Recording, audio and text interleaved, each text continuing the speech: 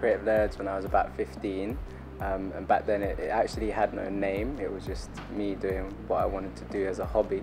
And then as I started getting artists in my local area that like had a certain buzz they were creating, I helped them like raise their profile by designing MySpace profiles, which like back in 2008, that was the cool kind of online network to be on, especially if you're a musician.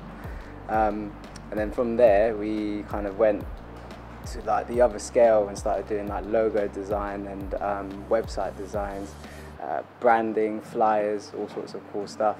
And it's come a long way in like 6 years. So from MySpace to logos to websites to social media, and then to kind of brand development as well.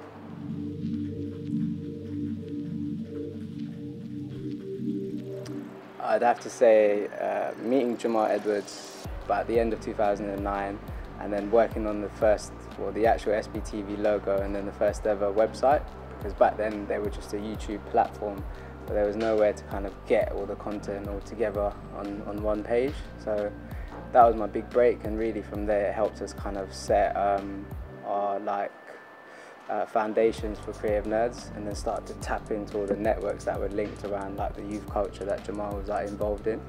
So it was a great starting point.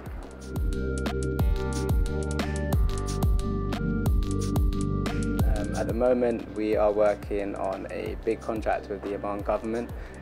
It's an event or a summit that happens every year in Oman called the Muscat Youth Summit. I've been there 2 years now and ran workshops on like how to start your own business from a bedroom, how to create your own online like media platform.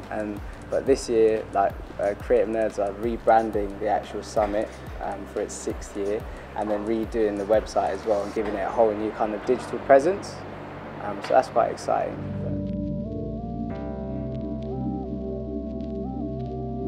So the new app that I'm working on with my partners BJ and Liam is called Super Academy, and essentially it's at the very early stages, but it's trying to get young people interested and confident about starting their own business. But the whole idea is to build it into an app, because that's where like technology is going now, and that's where like young people consume the majority of their kind of intake in anything media related. So having the ability for anyone to like learn the basics of how to register a business, to learning about tax and learning about profit and share, all through an app that's with them when they wake up to when they go to sleep, is a really cool tool. And it's something that I wish I had when I was kind of setting out and creating Creative Nerds in such an unorthodox way as well.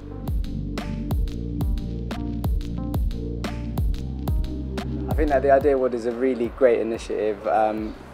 If I had something like that at the age where I was kind of leaving you know, high school and going into sixth form, and during like the summer holiday especially, I'd have loved to have taken part in it. I think there's so many people right now that they don't want to go into like being a doctor or being an accountant or whatever. Like they want to start up their own business and they want to be an entrepreneur, and like it's at the right time right now to have an initiative like that. And hopefully it sparks a lot of kind of entrepreneurship amongst the young people.